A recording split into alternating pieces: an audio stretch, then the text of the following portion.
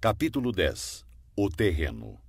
Sun Tzu disse: a superfície da terra apresenta uma infinidade de lugares. Deves fugir de alguns e buscar outros. Todavia, deves conhecer bem todos eles.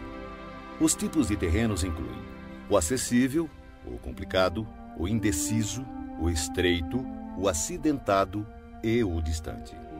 O primeiro terreno citado, o acessível, é aquele em que ambos os exércitos podem se aproximar livremente. Portanto, levará vantagem aquele que primeiro ocupar um nível mais alto do lado ensolarado e ter estabelecido linhas de abastecimento adequadas. O terreno que permite o avanço e dificulta a retirada é o mais complicado.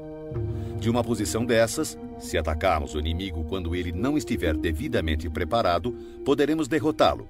Porém, se ele estiver preparado e não conseguirmos derrotá-lo, seremos pressionados a bater em retirada, então teremos grandes problemas.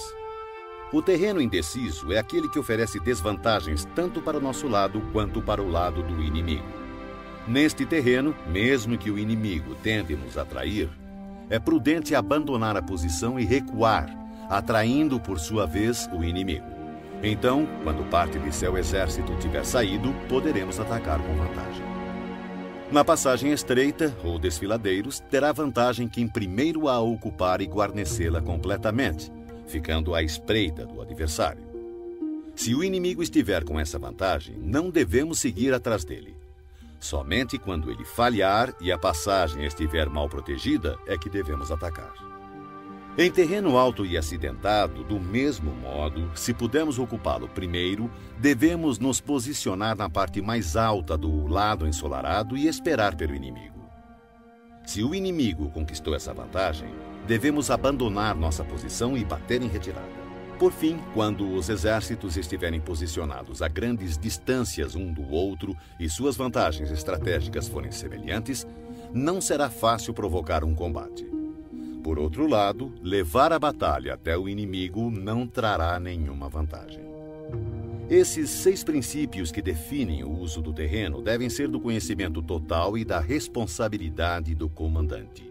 Shang Yu conta a seguinte passagem de Pei Hsing Xian, 619-682 d.C., mandado numa expedição punitiva contra as tribos Turkic. Ao crepúsculo, como de costume, montou seu acampamento, fortificando-o posteriormente com paliçada e fosso, quando, de repente, determinou que o exército mudasse as instalações para uma colina próxima. Essa decisão desgostou muito seus oficiais, que protestaram aos brados contra o esforço extra que os soldados iriam despender. Pei Hsing Xian, todavia, não ligou para as reclamações e fez o acampamento ser transferido o mais depressa possível. Na mesma noite, caiu uma forte tempestade inundando o local anterior do acampamento, que ficou sob 4 metros de água. Os oficiais ficaram espantados com o acontecido e confessaram seu erro. Como soube que ia acontecer? Perguntaram. Pei Hsing Xian respondeu: daqui por diante, contentem-se em obedecer às ordens sem fazer perguntas desnecessárias. Durante uma guerra, um exército pode ficar exposto a situações de calamidade que não são decorrentes de causas naturais, mas sim são decorrentes de erros cometidos por seu comandante. São elas fuga, insubordinação, colapso, ruína, caos e derrota. Nos casos em que as vantagens estratégicas de ambos os lados forem praticamente as mesmas, atacar o inimigo que tem um exército 10 vezes maior que o nosso poderá resultar em fuga. Quando os soldados rasos são muito mais fortes que seus oficiais, o resultado é a insubordinação. Caso contrário, quando os oficiais são fortes e suas tropas são fracas, o resultado é o colapso.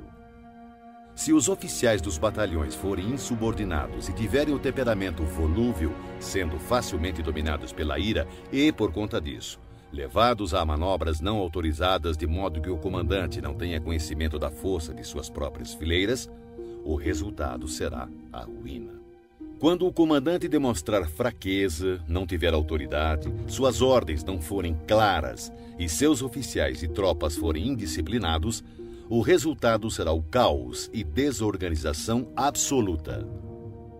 Se um comandante negligenciar as forças do exército inimigo e assim permitir que uma tropa enfraquecida enfrente a elite do adversário e ainda operar sem uma vanguarda de tropas de choque, o resultado será a derrota total do seu exército. São essas as 6 formas de atrair a derrota e estão em total responsabilidade do comandante. A formação natural da região e a posição estratégica de um exército são os grandes aliados em uma batalha. Mas a capacidade de avaliar o inimigo, de criar condições para se chegar à vitória e de calcular astutamente as dificuldades, perigos e distâncias constitui o teste de um grande comandante. Quem conhecer esses fatores e os colocar em prática de forma adequada será vitorioso. Aquele que lutar sem isso, certamente será derrotado. Desta forma, se tiver certeza que o caminho da batalha garante a vitória, então você deve lutar, mesmo contra a decisão de seu soberano.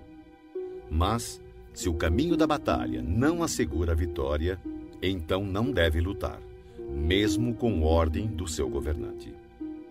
O comandante que segue para a guerra sem ter como prioridade fama pessoal e recua sem temer o descrédito, aquele cuja preocupação for proteger seu povo e prestar um bom serviço ao seu soberano, é um tesouro nacional.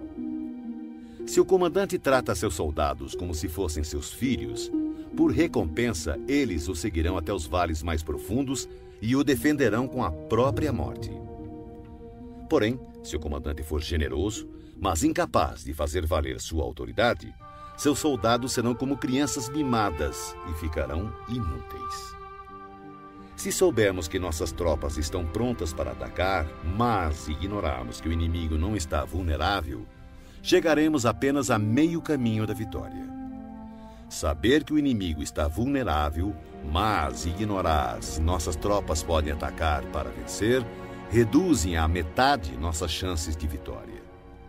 Saber que o inimigo está vulnerável e que nossas tropas estão prontas para atacar e vencer, e ainda assim ignorarmos que o terreno não nos favorece, novamente reduz nossas chances de vitória.